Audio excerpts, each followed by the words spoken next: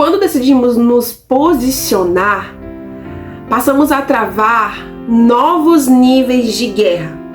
Novas batalhas surgem e consigo também novos níveis de crescimento. Tomar a decisão de se reposicionar, de realinhar o nosso posicionamento com aquilo que Deus projetou para nós, não é tarefa fácil. E continuar nessa posição é uma tarefa mais desafiadora ainda. Olá, sedentos e sedentas, sejam bem-vindos a mais um vídeo devocional aqui do canal. Quero te agradecer por estar aqui comigo, que possamos em mais essa semana crescer um pouquinho mais em fé e graça na palavra do Senhor. Obrigada por remar comigo nesse barco. E para você que não me conhece, eu me chamo Kailin Lizardi. Sou apenas mais uma mulher comum, mãe, cristã, esposa, sedenta por mais de Deus e que busca outros cristãos sedentos por mais de Deus para remar nesse barquinho rumo ao crescimento, à vontade do Senhor para nós. Seja muito bem-vindo, seja muito bem-vinda a mais um vídeo. E esse processo de reposicionamento não se dá de um dia para o outro. Não é de um dia para o outro que ele acontece, não é de um dia para o outro que o crescimento vem à tona, não é de um dia para o outro que nós crescemos, que nós tomamos a consciência de buscar esse reposicionamento, de buscar tomar uma posição diante daquilo que Deus projetou para nós e não mais diante daquilo que nós projetamos para nós mesmos. Quando lemos os evangelhos e nos aprofundamos na trajetória de Jesus no período em que ele esteve aqui na terra, nós vemos que a maior parte da vida de Jesus foi no anonimato. Jesus, ele viveu aqui na terra mais no anonimato do que nos holofotes. Ele viveu aqui na terra mais sendo preparado do que necessariamente exercendo o chamado propósito maior do Pai para a sua vida. E foi aos 30 anos que o seu ministério de fato começou. Foi aos 30 anos onde ele passou a ser visto por todos, a ser reconhecido por todos. Foi aos 30 anos que ele começou a exercer grandiosamente o chamado do Pai para a sua vida. E quando nós lemos a história de Jesus, nós vemos que ele foi desacreditado por muitos, né? Muitos estranharam, se perguntavam de onde ele havia vindo, o que havia acontecido, onde estava toda aquela sabedoria que até então a grande maioria daquelas pessoas não tinham conhecimento acerca da sabedoria que Jesus carregava. Então, quando ele vem, né, a público, quando ele vem se posicionar, né, de acordo com a vontade do Pai para a vida dele, ele começa a atrair para si olhares. E com esses olhares, críticas, calúnias, difamações, achismos, tudo isso rodeava Jesus a partir do momento em que ele começou a verdadeiramente exercer o chamado do Pai para a sua vida. Muitos o menosprezaram, muitos desacreditaram ser ele o Messias. Muitos buscaram acusá-lo de diversas formas, das mais variadas possíveis, mesmo não tendo provas que comprovassem que Jesus estava cometendo qualquer delito. Os doutores da época não aceitavam que, sendo Jesus um simples homem, sem formosura alguma, sem luxo algum, né, vindo de uma cidadezinha chamada Nazaré, uma cidadezinha pequena, menosprezada por muitos. Então muitos não aceitavam que Jesus operasse tudo que ele operava, que Jesus tivesse a sabedoria que ele tinha, pois viam que ele tinha uma sabedoria que eles, doutores da época, não tinham. Então aquilo foi motivo de grandes apontamentos. Eles não aceitavam, né, que um homem de uma cidadezinha, né, inesperadamente, né, começasse a operar tais feitos como aqueles que Jesus estava operando. Então muitos se questionavam como pode ser eles quem diz ser, como pode operar o que ele opera, como pode tamanha sabedoria, onde estava tudo isso, o que aconteceu, né?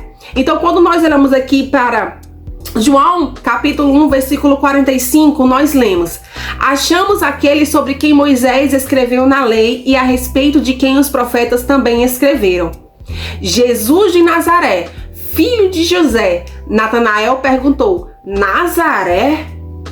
Pode vir alguma coisa boa de lá? Então Filipe disse: venha e veja. Aqui em Marcos 3:22 diz: e os mestres da lei que haviam descido de Jerusalém diziam: ele está possuído por Belzebu, é pelo príncipe dos demônios que ele expulsa demônios.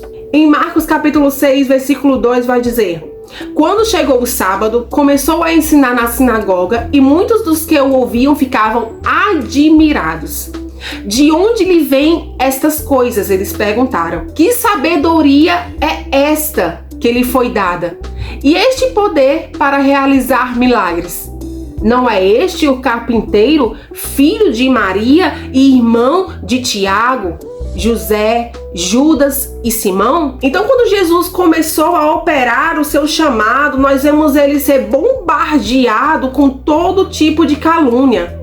Acusavam ele de operar por poder de demônios, né? Menosprezavam ele por ele ser um homem comum da época, não ser um grande poderoso político, não trazia consigo riquezas, nada disso, né? Então eles olham: nossa, mas esse não é aquele menino, filho de José, filho de Maria, né? Que cresceu, que nós vimos crescer, o que aconteceu, como? Né? E é exatamente nessa passagem onde Jesus vai dizer que o profeta de casa, ele não tem honra, né? Que ele não tem como operar grandes milagres em casa, pois os seus não dão ao profeta de casa a devida honra.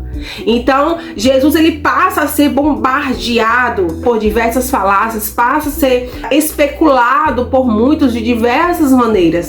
Então, da mesma forma que a grande maioria, né, da vida de Jesus foi em anonimato, né, foi sendo preparado pelo Pai, né, sendo cuidado, sendo tratado pelo Pai para que no devido tempo ele viesse a começar a exercer aquilo para o qual ele veio para fazer. Conosco hoje não é diferente. O fato é que muitas vezes nós ficamos ansiosos, né? Nós queremos muito no nosso tempo viver aquilo que o Senhor nos prometeu. Mas o fato é que o tempo determinado é o dele. E que para que nós venhamos viver aquilo para o qual o Senhor nos chamou, nós precisamos passar por um processo de preparo. Nós precisamos crescer nele, nós precisamos amadurecer nele, nós precisamos deixar de tomar leitinho e passar a comer aquela comida sólida, né, que nós começamos a ingerir quando ficamos maduros. Então é quando nós estamos maduros que nós estamos de fato preparados para viver, para desfrutar daquilo que o Senhor falou ao nosso coração que faria. Então, assim como Jesus, conosco não seria diferente.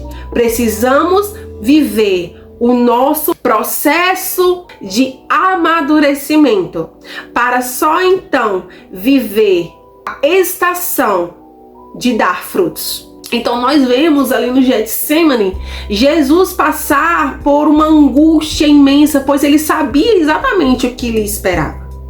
O Pai já o havia avisado o que haveria de acontecer.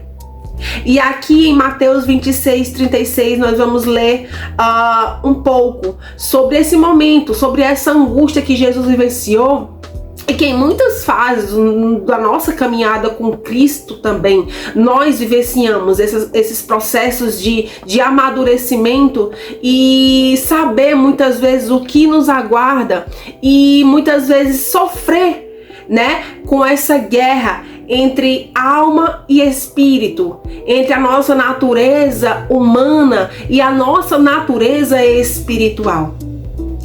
E vai dizer: então Jesus foi com os seus discípulos para um lugar chamado Getsêmani e lhes disse: sentem-se aqui enquanto vou ali orar. Levando consigo Pedro, os 2 filhos de Zebedeu, começou a ficar triste e angustiado. Então lhes disse: a minha alma está profundamente triste, em uma tristeza mortal. Fiquem aqui e vigiem comigo. Indo um pouco mais adiante, prostrou-se com o rosto em terra e orou: meu pai, se for possível, afasta de mim este cálice. Contudo, não seja o que eu quero, mas o que tu queres. E mesmo sabendo tudo que iria passar, o preço que teria que pagar, Jesus ele decidiu não retroceder.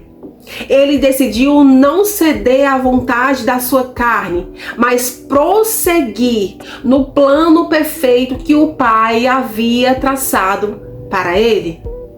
Mesmo sabendo toda a dor que o esperava, toda a tortura que o esperava, ele decidiu focar no que lhe aguardava posteriormente.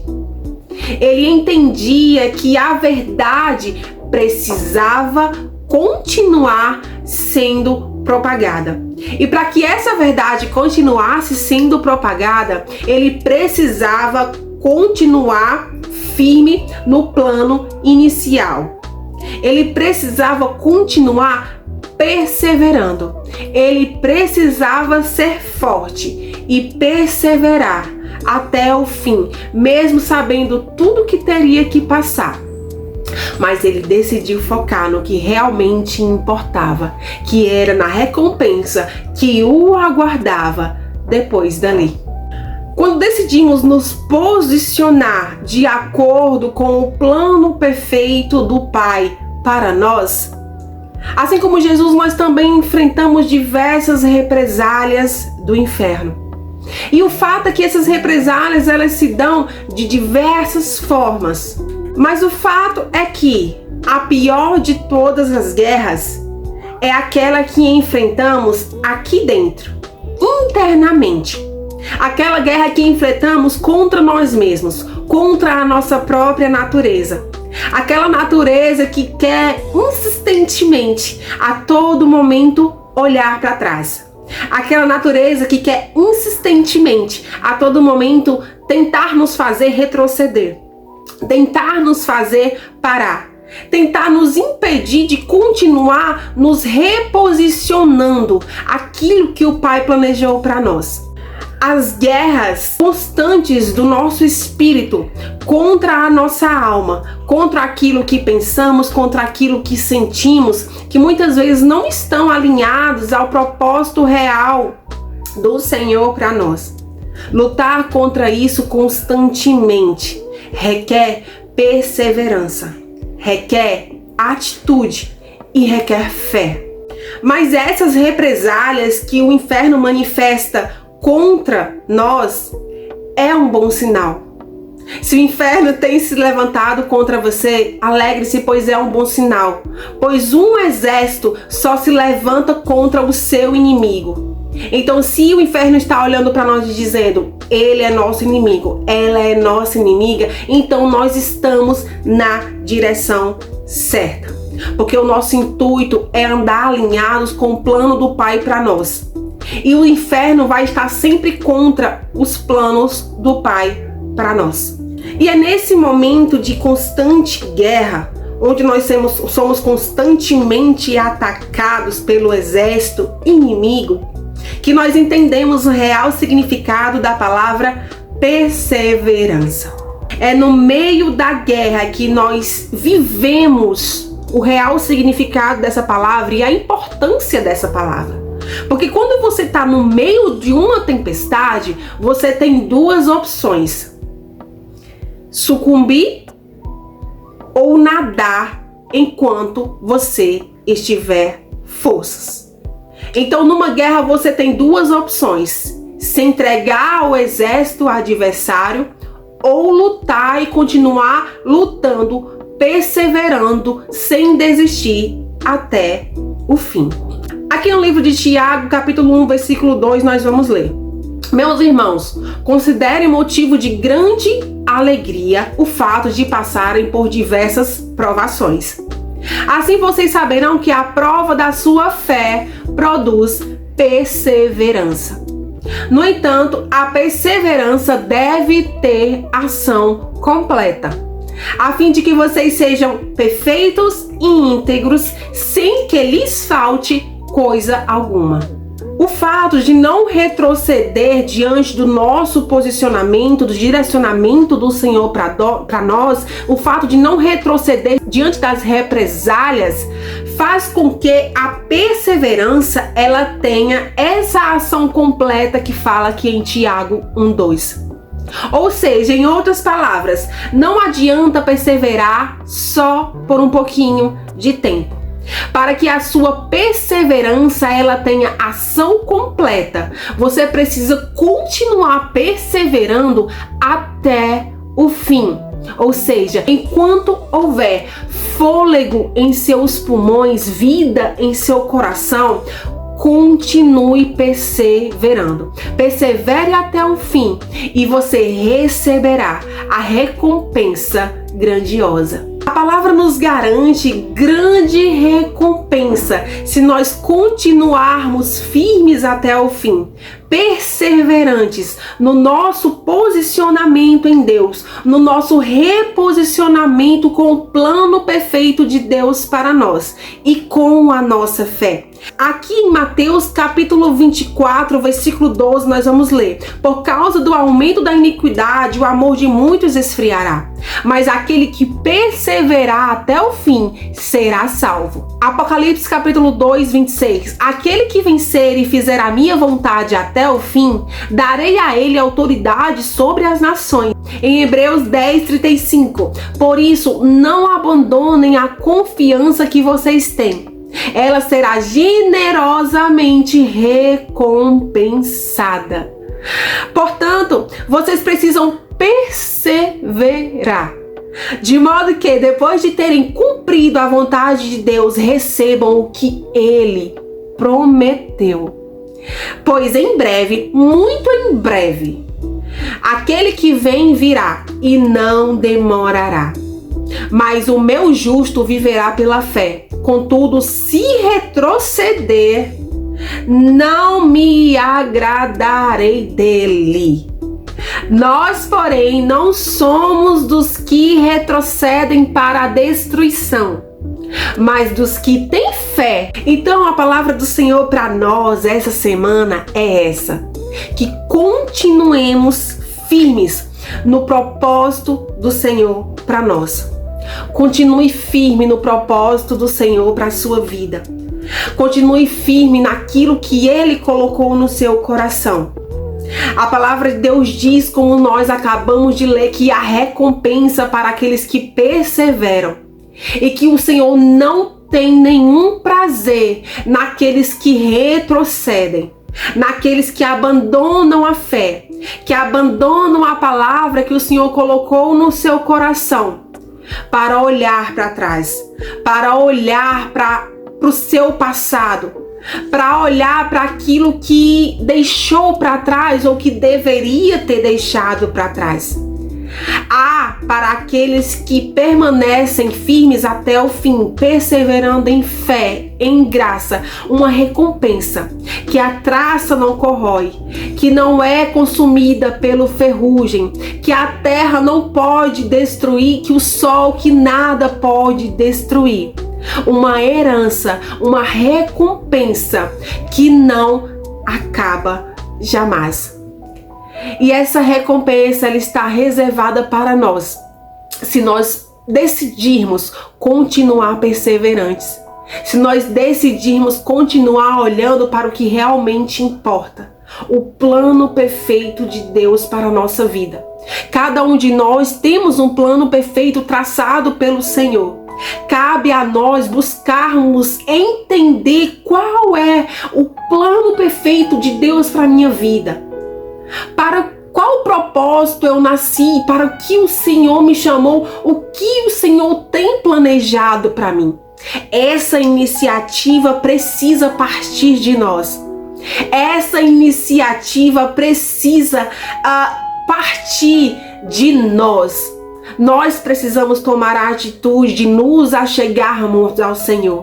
E quanto mais nos achegamos, mais nós conhecemos quem de fato Ele é e mais nós entendemos o propósito dele para a nossa vida. Como Ele quer nos posicionar e como Ele quer nos reposicionar. O fato é que as represálias, elas vêm a todo tempo e sempre virão. Vieram sobre os nossos antepassados, vieram sobre todos eles e conosco não seria diferente. Mas o fato é que nós devemos olhar para o que realmente importa, focar na concretização do plano perfeito. Jesus, ele poderia ter cedido ao desejo do seu coração, aquela angústia mortal que ele sentia naquele monte no Getsêmani, que o fazia desejar parar porque era demais o que lhe aguardava. Mas o fato é que ele decidiu dar continuidade ao plano perfeito do Pai para ele e morrer em nosso lugar. Aquela morte era para nós. Mas Jesus decidiu pagar um alto preço e um preço de cruz, um preço de morte, para que hoje nós tivéssemos a oportunidade de viver os planos do Senhor para nós, de nos posicionarmos em Deus e de nos reposicionarmos. Mas nós precisamos permanecer, perseverando nesse posicionamento, para que o sacrifício de Jesus vala a pena. Nós precisamos fazer esse sacrifício valer a pena. E quando nós decidimos não desistir, não retroceder, não olhar para trás, nós fazemos o sacrifício de Jesus por nós valer a pena de verdade. Então a palavra do Senhor para nós essa semana é: se posicione, se reposicione em mim. Busque entender qual a minha vontade, se posicione alinhada a ela. Porque a minha vontade é melhor que a sua vontade. Porque os meus planos são melhores que os seus planos. Porque os meus projetos são maiores que os seus projetos. Senhor, que nós venhamos entender essa palavra. Nós queremos nos posicionar em Ti, nós queremos estar reposicionados de acordo com aquilo que o Senhor sonhou para nós. Nós queremos viver os desejos do Teu coração, nós queremos concretizar aquilo que está no Teu coração. Que o Senhor venha nos ajudar a permanecermos perseverantes. Que o Senhor venha fazer com que a nossa fé, ela permaneça fortalecida e firmada em Ti. Senhor, desvenda os nossos olhos para que nós venhamos enxergar os Teus propósitos para nós. Nos ajude a focar apenas no que realmente importa, que é a Tua palavra, que é a Tua vontade, independente das represálias, independente de quantas setas o inferno queira lançar contra nós para nos fazer parar, para nos fazer retroceder, para nos fazer olhar para trás, para nos fazer não dar continuidade ao plano perfeito do Senhor para nós. Que seja o Senhor a nos direcionar, a nos posicionar, a nos reposicionar no centro da Tua vontade e do Teu querer, porque nós reconhecemos que só Tu és Deus, digno de honra, glória, louvor e adoração. Pai, nós entendemos que os nossos planos, sonhos e projetos não são nada diante dos Teus para nós. Nós reconhecemos que aquilo que o Senhor sonhou para nós jamais penetrou na nossa mente, no nosso coração, na nossa natureza humana e limitada. A Tua vontade é grandiosa e é essa vontade que nós queremos viver. Nos posiciona e nos reposiciona de acordo com essa vontade, que é sempre boa, perfeita e agradável. Por isso te louvamos e te agradecemos, Pai, por essa palavra, que ela venha estar enraizada no nosso coração e que nós venhamos em Ti permanecer perseverantes em fé e graça. Amém? Que o Senhor abençoe a sua semana. Que essa palavra ela venha penetrar no seu coração. Se puder, depois tire um tempo para meditar nessas passagens que nós trouxemos aqui. E que o Senhor venha grandemente fortalecer o teu espírito. Que você tenha uma semana muito abençoada. E muito obrigada por me acompanhar nessa jornada. Por crescer em Deus um pouquinho a cada semana comigo. Aqui nesse canal devocional. Que a palavra do Senhor te fortaleça mais e mais. E que nós possamos permanecer remando nesse barquinho, crescendo juntos em fé e graça.